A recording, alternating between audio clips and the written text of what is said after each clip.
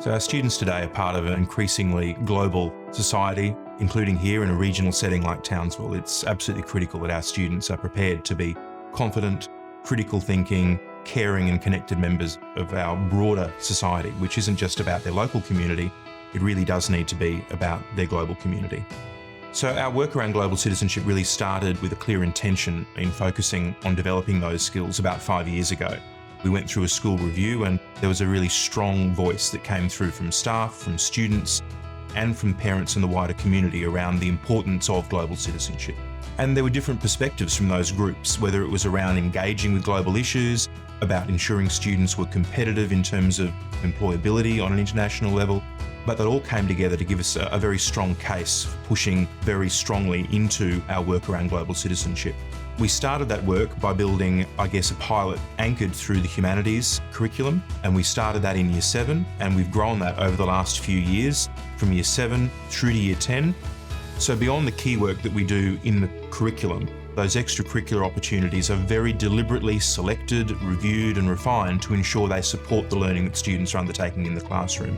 So we've been working with some key external agencies and programs. We were one of the first schools involved with the Young Person's Plan for the Planet. We've been heavily involved with the Decarbonise, Decolonise, but we're also looking for new opportunities that align to the work students are doing and indeed to their interests around the particular challenges and opportunities that they identify as well. We've been using the Global Perspectives Inventory as a tool to monitor our impact and make sure that as we continue to embed and refine our program, that we really are having the impact that we want to have in preparing students around the set of identified global competences.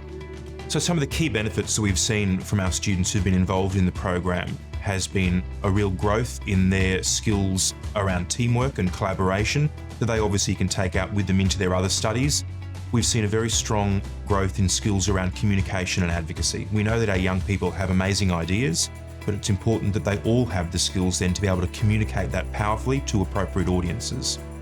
So with the pilot approach we've used through humanities, that hits approximately 25% of our students. We have an intake of 12 classes that comes into Year 7, and 3 of those classes are involved.